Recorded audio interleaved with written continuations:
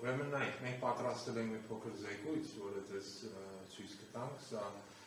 Հայաստանում հանցագործությունների աճն է 2020-24 թվականներին, ինչու չենք ընդգրկի 25-ը, որտեղ ինքը դեռ վերջնական պատմած չի, բայց նույնպես թվերը, որ հիմա ցույց կտանք, նաև դուք կտեսնեք, որ բավականին մտահոգիչ են, 25 թվականի թվերն էլ ավելի մտահոգիչ, որտեղ մենք ունենք մի իրավիճակ. Սա ուրեմն գրացած հանցագործությունների թիվն է, ինչպես տենում եք 20 թվականից սկսած պարբերաբար այս թիվը ավելանում է,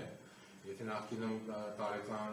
26,000 4 տարի առաջ, 5 տարի առաջ հանցագործություն է գրանցվել Հայաստանի Հանրապետությունում,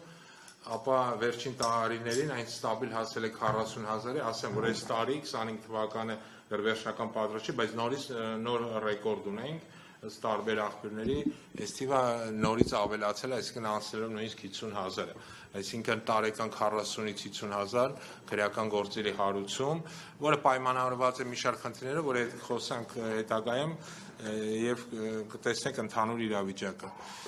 Սա ուրեմն գրանցված հանցագործությունների հետ կապված։ Կանխամտածված սպանություններ եւ սպանության փորձեր նորից, ինչպես տեսնում եք, իրավիճակը անընդհատ մտահոգիչ է, որտեղ ստեղ նույնպես աճ ունենք, այսինքն ամենից չկա այսա մի բնակավար, այս քրեածին իրավիճակի հետ կապված, որը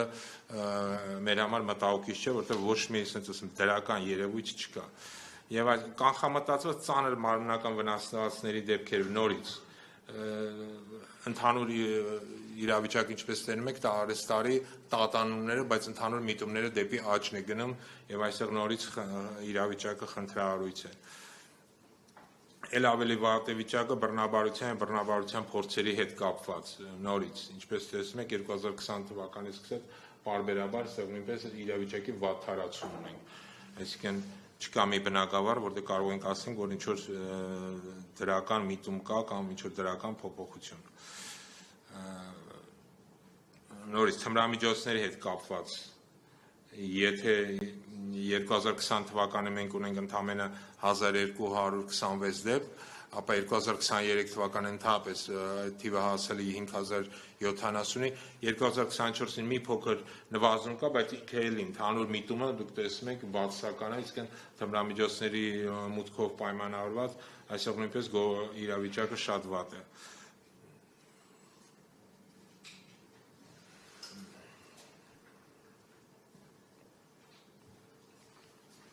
Հիմա խուլիգանական հարձակումների հետ կապված, գիտեք բառացիորեն 2 օր առաջ հարձակումներ եղան Միհրան Հակոբյանի նկատմամբ եւ նորից, սա 2020 թվականը 338 դեպք եւ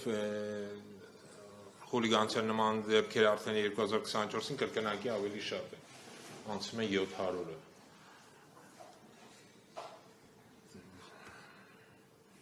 Եվ դատապարտվածների թվաքանակը նորից, ինչպես տեսնում եք 2024 թվականին ակնհայտ կերպով ավելի շատ է,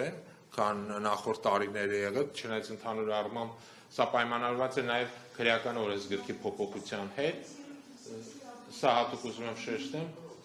եւ այդ քրեական օրենսգրքի փոփոխությամբ այսօր ամեն փոքր զանցանքի համար մարդկանց դատապարտում է եւ դատարանները մասսայաբար տես որոշումներ են կայացնում։ Ճիշտ է, մարդկանց մեծ մասը բանտերում չեն ազատության մեջ, բայց ասենց ասեմ, արդեն դատապարտյալի